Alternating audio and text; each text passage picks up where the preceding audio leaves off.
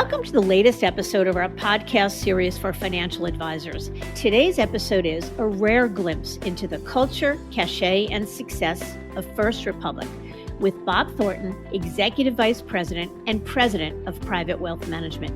I'm Mindy Diamond, and this is Mindy Diamond on Independence.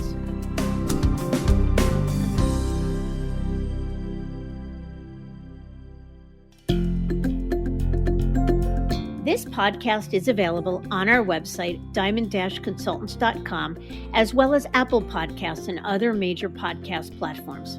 If you are not already a subscriber and want to be notified of new show releases, please subscribe right on your favorite podcast platform or on the episode page on our website. And for Apple Podcast users, I'd be grateful if you'd give the show a review. Your input helps us to make the series better and alerts other advisors like you who may find the content to be relevant. And while you're at it, if you know of others who could benefit from the series, please feel free to share it widely.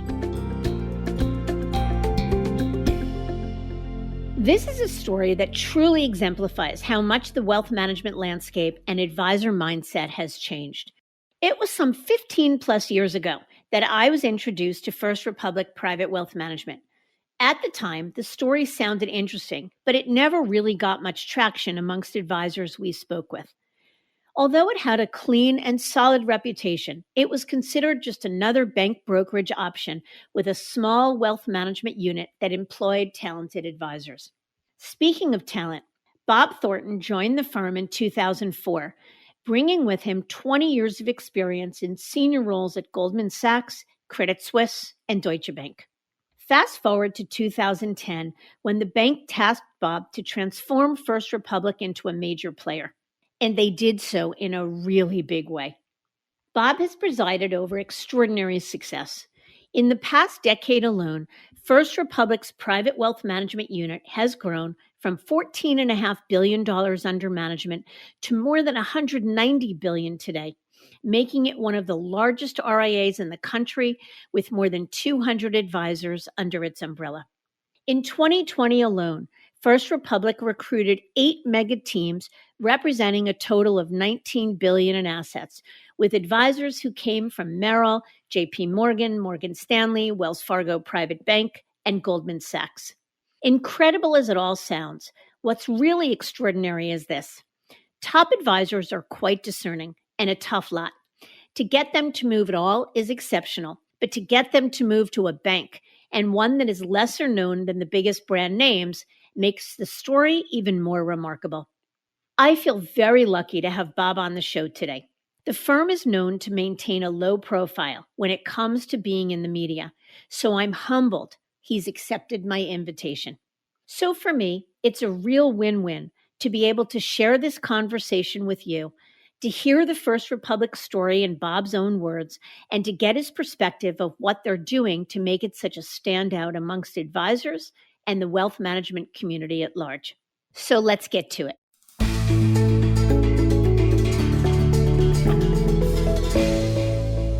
Bob, I am really grateful for your time and willingness to join me on the show today. Love to be here.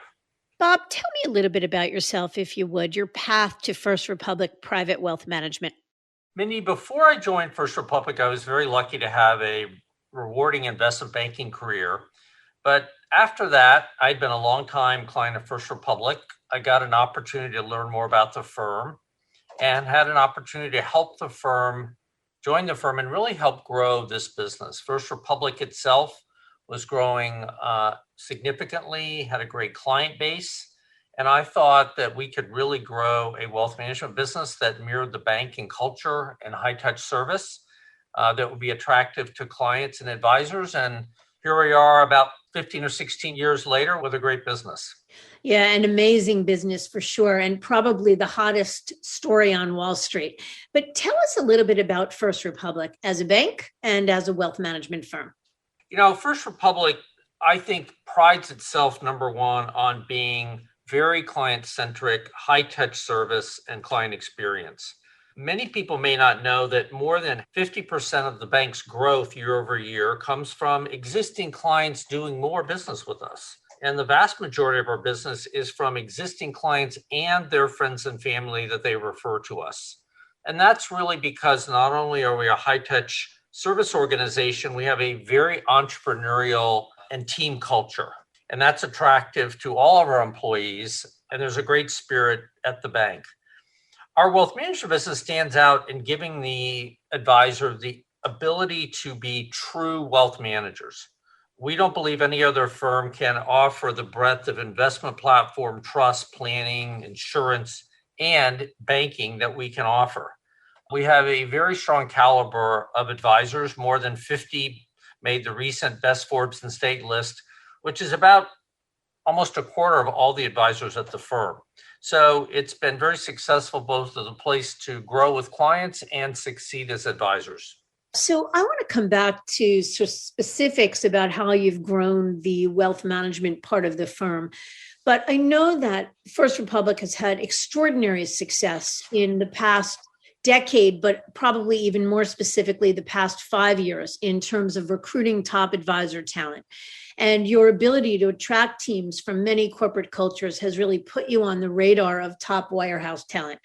And it's all the more extraordinary because it's coming at a time where wirehouse advisors want away from banks. I would say 9 out of every 10 conversations, the first thing a wirehouse advisor will say is, I don't want anything to do with a bank. So number one, I guess, what is it about the culture of First Republic as a bank that has made it so appealing to so many of these top teams? First Republic is a bank, and we're very proud to be a bank, but I would say even more so, we are a high-touch service organization, just as you think about Four Seasons or Ritz-Carlton or other organizations that have a reputation for client excellence. And that has really been our mission over time. And as a result of that focus on clients, many advisors may not know we're about the 11th largest commercial bank in the U.S. by market cap. We're consistently among the very highest Ps in the industry, and that's because we've consistently had a very successful model as a bank in growing our business, managing credit, and the like. And many of our recruits are aware of First Republic, some may not be, but once they do a little bit of homework and spend time with us, they're very much attracted to the boutique and almost intimate feel of our business that gives us the ability to act quickly and create a culture of yes, as well as the ability to serve clients. And lastly, this is a very happy place to work. The feedback we receive from almost every candidate that interviews with us is, wow, I've met a lot of people. Everyone's excited. Everyone's very positive. And I'd add that it's extremely rare for any of our advisors to go work for another wirehouse or bank. So yes, we are a bank, but I think we're more uniquely a very entrepreneurial organization that blends the best of banking and wealth management. So, Bob, I know that you have presided over extraordinary growth within First Republic's wealth management unit over the last 10 years. I think the numbers we talked about offline were going from about 14 billion under management 10 years ago to more than 190 billion under management today. Extraordinary. Tell us what you think are the biggest ingredients driving that. Mindy, I think first it starts with the reputation of First Republic. I touched on that, but when advisors talk to their clients about First Republic, there's never a negative reaction. It's always very positive. I know the bank, I've heard of it either in the equity markets. I've done a mortgage with First Republic. So the bank is very positive. Second, advisors are very happy here. While you are what I would call an Uber recruiter, the majority of our hires each year don't come from recruiters. They come from our colleagues who say to their friends, you should really think about First Republic if you're unhappy and want to move. So I think that word of mouth and referral network is very important. Third, as I mentioned, we have a great platform. We have every product and service. I don't think any other firm can match us in that regard, particularly as to high-touch banking. And then fourth, among many things, we have significant referrals from our bankers to our wealth managers. And that is a very significant growth opportunity that attracts a lot of advisors to First Republic. So I want to come back to that referral mechanism because that's not something anybody takes lightly. They hear it, it's a story they've heard before. It doesn't really mean a lot to them simply because they've heard it before and it never really panned out. But I know how significant and real it is at First Republic, so I want to come back to that. But how many wealth advisors or wealth advisor teams are under your umbrella currently? Mindy, the people who manage money at our firm, we call wealth managers because we want to give them the tools to manage every aspect of their client relationship. And we have just over 100 teams. A team could be one person or two or more, which count is about 230 total advisors. And how many teams or wealth managers were on board prior to you joining 10 or so years ago? I would say probably 30 or 40. Yeah, well, that's certainly extraordinary growth, and kudos to you for sure. I want to unpack for our listeners a little bit about some examples of some of the top teams you've recruited. I know that those teams have come from the likes of every major firm on the street, including firms like Goldman Sachs and the like. What is it that you think were the things that made those teams, or that spoke to those teams specifically, especially as they compared their options to many other options on the street? Maybe the best way to answer that is, let me talk about a couple of examples. So one team that joined us were attracted to the notion of this referral model. They could get referrals from our bankers, but they were, as you mentioned, initially skeptical. But as they learned more about the referrals and we shared information as to how widespread these were among our advisors and the magnitude of the referrals, they joined us and they've been very successful in obtaining referrals. Another team that we spoke to was really unhappy with the product push that they experienced at their firm. And many of our competitors do push proprietary product and, frankly, additional profit for the firm. And while we do have some internal strategies or we'll manage fixed income for clients, it's all on the basis that the advisor can be agnostic as to whether they use internal or external offerings, and they're not pressured to push products. And again, once we got this team comfortable with that, they loved everything about First Republic, but wanted to make sure that. Another example, maybe one more example, is one of the things we consistently hear from potential candidates is they're very frustrated about the bureaucracy. And we all know that there's a certain necessary amount of compliance that every firm has to adhere to. But when they met First Republic and they met our team and they learned we're a very flat organization, we don't even have an internal org charts, and they really believed in our culture of yes instead of no, that was what really got them to the finish line. And when I had lunch with them 2 months after they joined, the very first thing they told me was, we moved from a culture of no to a culture of yes. So those are just a few examples of what in particular is important to those teams. You know, it's interesting. I don't mean my next statement as an endorsement necessarily of First Republic over and above anything else.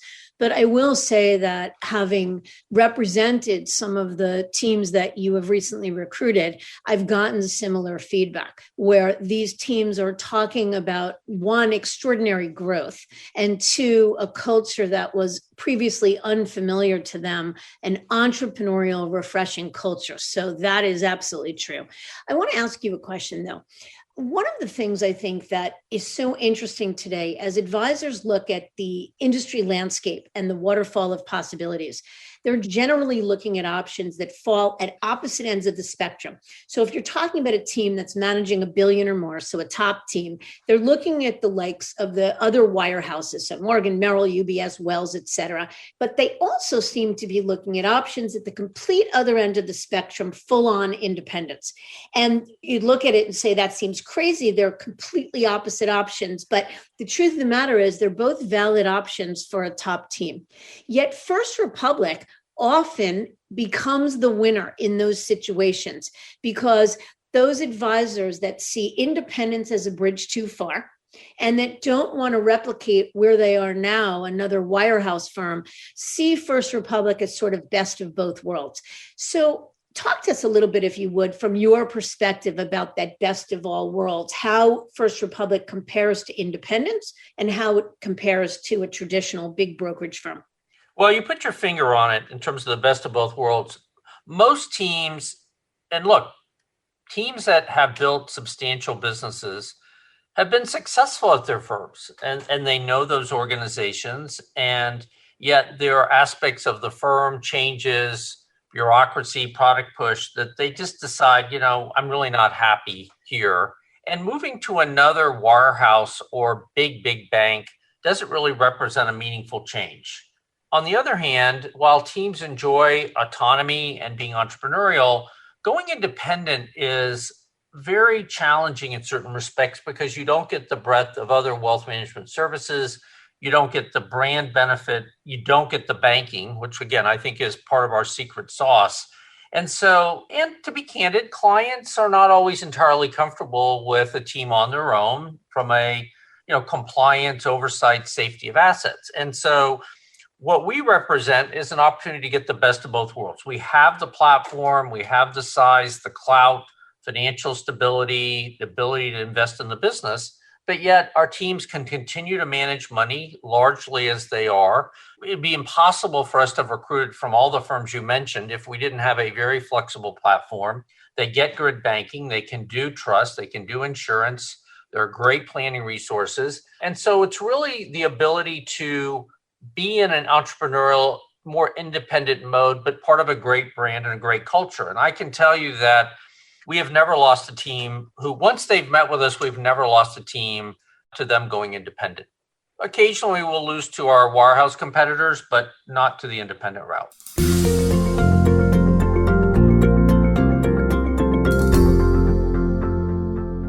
So let's talk a little bit about the referral mechanism. I can remember 15 or 20 years ago, probably 20 years ago, not long after I started the business, that the likes of Bank of America and other large banks were looking to recruit into their bank brokerage programs. And they led with the referral mechanism, the notion that an advisor would sit in a bank branch and partner with bankers and get referrals. And I think people sort of imagine the bakery ticket machine or something of the sort. So they became rightly very skeptical of that model. Yet I know, just from the feedback I've gotten from many of the advisors that I have represented with First Republic, that the referral mechanism is in fact very real. So why is that, Bob? How is First Republic's referral mechanism? How does it work? How is it different than others, et cetera? Well, first, let me talk about that it does work, and then I'll talk about why. So in late 2019, just before we moved into this COVID environment, we disclosed at an investor event that over the prior 3 years, our bankers had averaged more than $5 billion a year in new assets under management to our advisors. Again, this is 100 teams, so that is quite significant to 100 teams. And I don't think any firm can rival that from a referral opportunity, particularly on a per team opportunity. And virtually every wealth manager has seen the benefit of referrals year after year. So the question is, why have we been able to do that? And here's a couple of reasons. Number one, we compensate our bankers to make referrals. They're motivated to do that. And we actually have a team of about 16 or 17 business development people we call wealth advisors who spend full-time working with bankers to bring new clients or existing client assets to our advisors. But I think more importantly, from a cultural perspective, we don't have different divisions. I think one of the challenges is that many of our competitors have multiple divisions, and they're often competing divisions, have differing P&Ls. We're one firm, one brand. And in fact, in our normal office times, which we'll return to, everyone sits together. We sit intermixed among floors. We get to know each other. It's not like one building is advisors and another building are bankers. And so it's this camaraderie of culture. Now, the other reason, I guess one other thing I don't want to forget is because of our banking opportunities and working with great relationship managers, our advisors are very comfortable referring their banking to our bankers, and they're not always comfortable doing that at their existing firm. So as they refer business to them, of course, the banker often wants to reciprocate and refer business back, which often happens. So it's for all those reasons that we've had such a successful and continued strength in banker referrals to our wealth managers that's allowed them to grow their books. So, Bob, I want to talk to you a little bit about the growth that the wealth managers you've recruited have experienced at First Republic. And I've got some personal connection to the question because I've been privileged to have represented a number of the large teams you've recruited recently.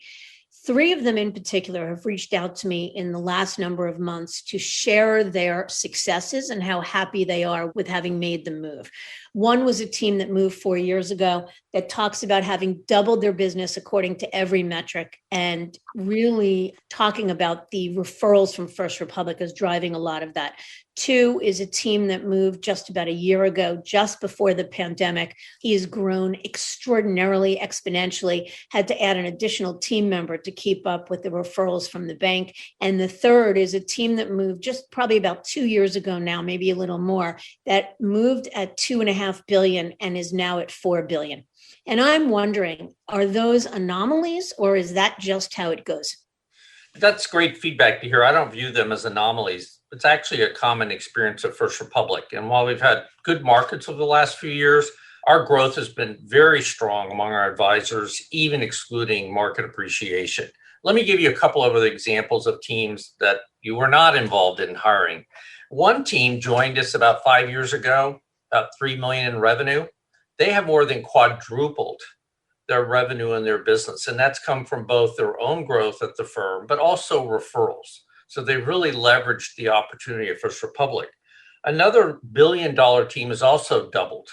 And that's really come about, again, through referrals, but also through being able to leverage our banking capabilities, trust, and other services. So this is an environment where people are successful, they serve their clients, and in most instances, they achieve a lot of the incentive opportunities we offer that results from growth. So I think it's a common experience and one that we would love to have other teams be able to share in. So beyond referrals, I mean, we've talked, you talk generally sort of about this culture and this ethos of yes and et cetera. But what else beyond the referral mechanism do you think are the kind of things at First Republic that can be attributed for advisor growth? What kind of things really contribute to the growth of all of these practices? Well, as I mentioned in the beginning, my philosophy around maintaining premium fees and growing your business is you really need to be able to function as a true wealth manager to clients. So that means you need to have outstanding capabilities that complement investment management. We have a great platform, a lot of strategies ranging from best-in-class third-party managers, alternatives, fixed income. But beyond that, we have an outstanding trust department that supports our clients. And I know that a number of our competitors really don't have that. Excellent financial planning resources that help our teams, very sophisticated insurance practices, foreign exchange. We have family engagement and governance practice. So all the things that really allow the advisor to wrap themselves around the client. And again, most importantly is great banking. Today, clients really want to work with a firm that can manage both sides of the balance sheet. There's a lot of liquidity in the market today. People want to invest in properties, buy additional homes, refinance. And that, again, is something that I view as both an offense and a defense. We don't allow our clients to get picked off by other firms because we don't have great banking. And I also think the banking gives our advisors a real strategic advantage of building their existing relationships or gaining new clients. So if we're thinking specifically about ultra high net worth clients, what are the kinds of services, family office services, if you will, that are important to them? And how does First Republic meet them? Well, I'd say first, because of the breadth of our capabilities, we have many, if not most, of the needs that families need. So that's everything from the breadth of the capabilities around investment. They want to set up an endowment. They want to set up trust, whatever the case may be. And as I mentioned, we not only can do all the planning and we can address a lot of the family dynamics issues and practices. We do yacht lending. We do boat lending. We can help buy all sorts of property investments. It's really across the map. Now, as with most firms, there are certain things we don't do, but those are fairly limited. And I think the overall value we provide to our ultra high net worth clients is the ability to have very sophisticated advisors meet their day-to-day needs and coordinate that for the family. So, Bob, with respect to the ability to offer, say, family office type services, how does First Republic's capabilities compare to that of your major competitors, the Morgans, Merrills, UBSs of the world, Goldman Sachs, et cetera? I think that, as I mentioned before, we offer the complete breadth of services to serve clients, and whether that's on sophisticated alternatives and investments, planning capabilities, I think at the highest level, dealing with family issues, what's commonly known as family dynamics. We have professionals who focus on that. Besides the normal banking things you would do, we have a lot of sophisticated banking solutions we can do. Yacht financing, plane financing, that's within our wheelhouse. And so I think that overall, between the breadth of our capabilities as well as the strength and experience of advisors, we can compete with any firm in terms of meeting the needs of those clients. Yeah. And how about from a tech perspective, Bob? How does First Republic's tech compare to some of your competitors? We decided a couple of years ago that while we had technology that served sort of the day-to-day needs of our advisors and clients, to really make a meaningful investment in that area. So we have really built what I think is a strong platform to serve advisors, not only from what we do from a CRM capability and trading perspective, but I'll give you a specific example.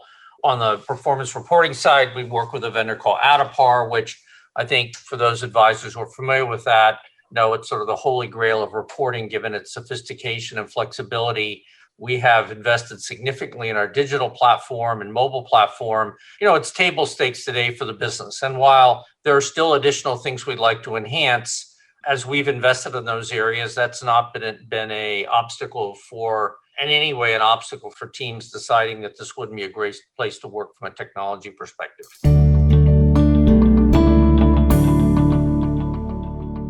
How do you think about succession planning?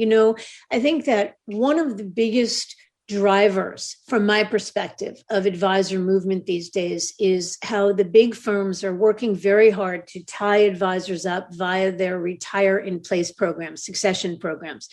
And while those programs are really wonderful ways for a senior advisor to monetize in place, they put a tremendous burden on the next generation because it takes away their optionality and it absolutely can limit the team's value. And that's not a good thing.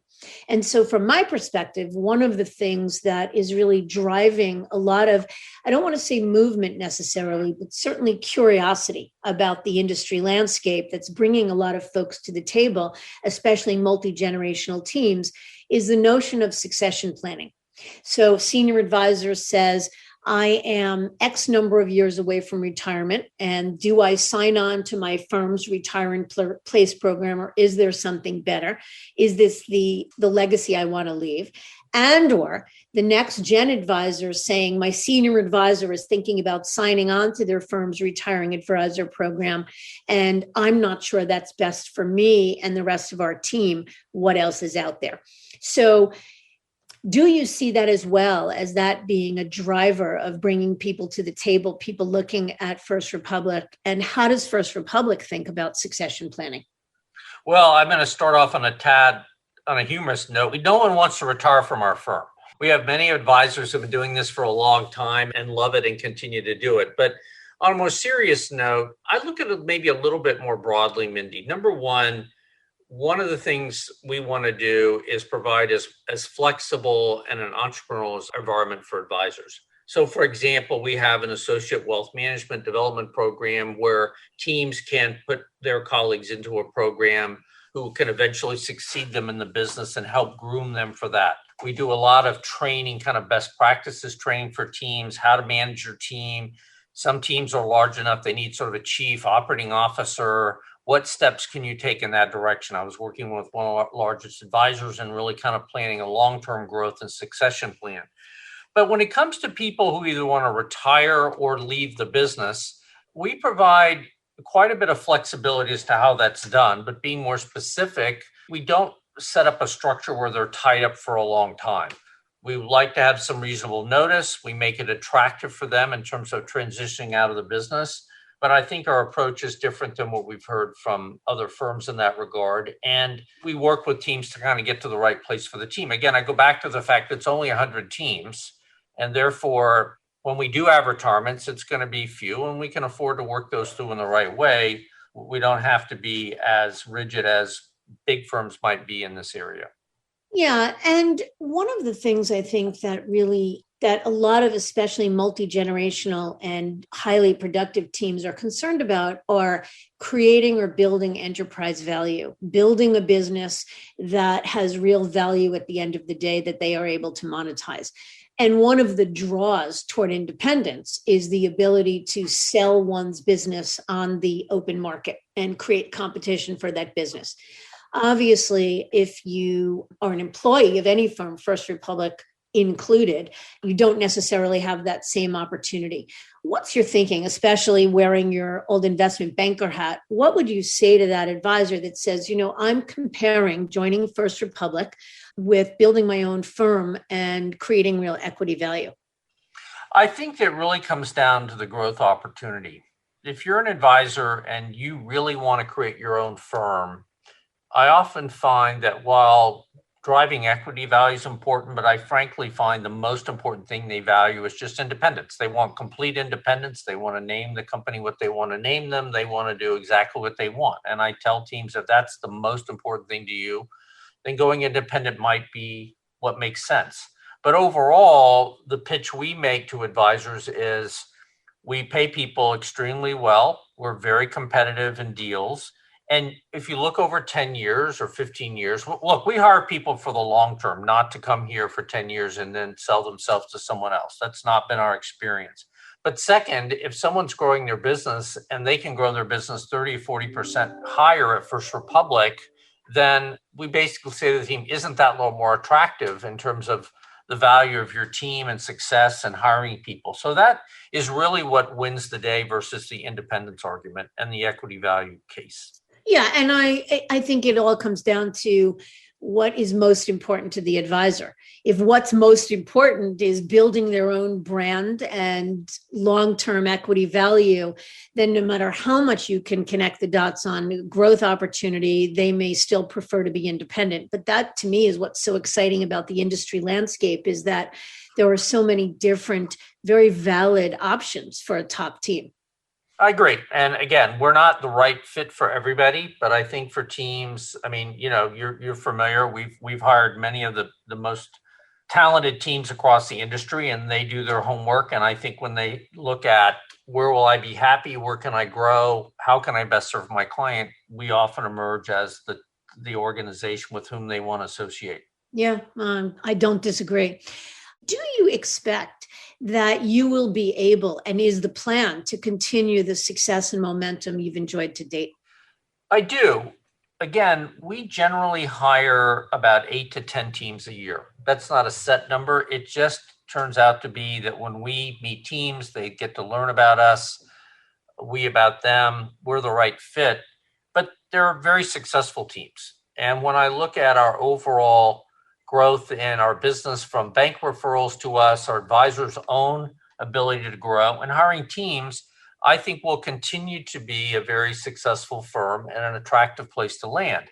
Having said that, even though we're 100 teams today, I can't imagine we'll be even 200 teams in 5 or 6 years. We're going to remain a very boutique, special environment. And I think that's one of the things that is important to a lot of the advisors who join us.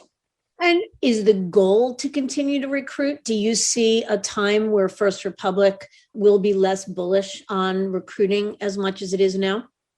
No, I mean, look, we're about talent acquisition and people who really believe in our culture and our mission to serve clients.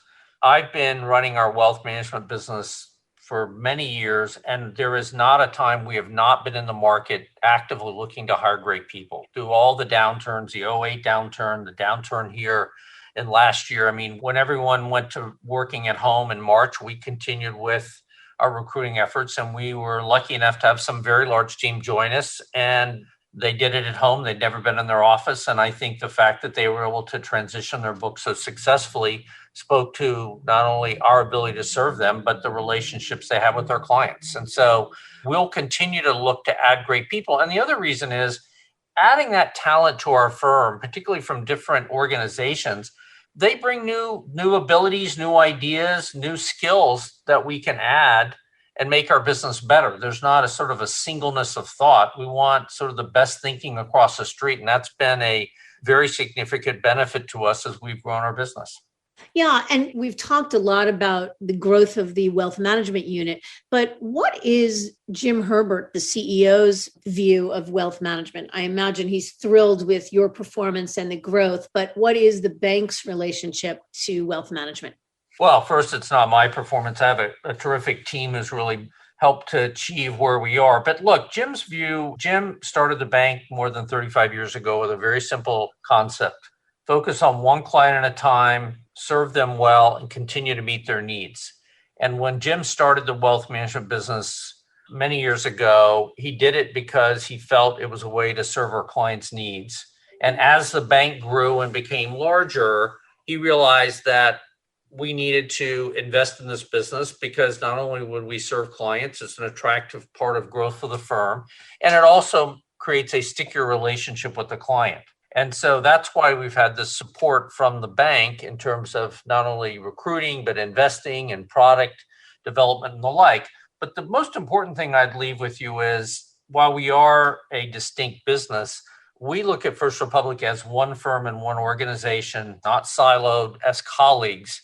And I think that is one of the greatest kind of special sauces of our organization because we pull together to make it a great place to work, very entrepreneurial, and clients love it. Yeah. So let me ask you one last question, Bob. What would be your message or messages that you'd want to share with a wirehouse advisor or an advisor coming from any traditional brokerage firm considering change? It'd be simple. I would say if you're considering a move, or even if it's not that high on your radar, consider First Republic. Look at our long-term success as an organization. Look at the continued growth in our equity value, the stability of our leadership and reputation. Look at the quality of hires we've made. We've hired from virtually every firm on the street, and people are very happy here. It's rare for anyone to leave.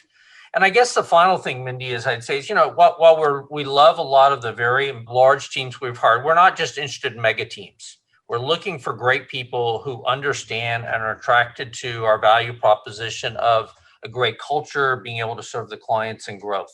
And welcome anyone to consider First Republic. Just as a little side question on that, but First Republic is not in every state in the country. So maybe it's worth sharing for a minute your position on where you're looking for talent and your interest in opening in markets where you are not. Look, we're a bi-coastal firm, largely in the Northwest and Bay Area, Southern California, Boston, the New York tri-state region, and Florida. And we're very fortunate. Those are terrific markets, represent half of the nation's wealth footprint. We've opened some smaller offices, one in Jackson, which has been very successful. But, we have found that focusing on existing markets is where we can have the most impact in terms of growth of our business. And we're looking for people in those markets.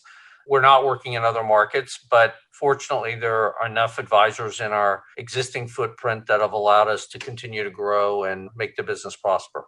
Yeah. And I know there are plenty of advisors that are not in your existing footprint that would love the opportunity to be a part of First Republic and only waiting for you to potentially open elsewhere.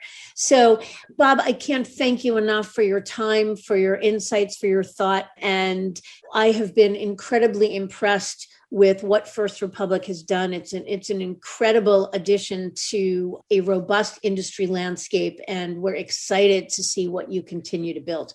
Well, thank you, Mindy. You've been a great partner over the years, one of those who really understands the First Republic story, and I really appreciate the opportunity to share it with your audience. Thank you.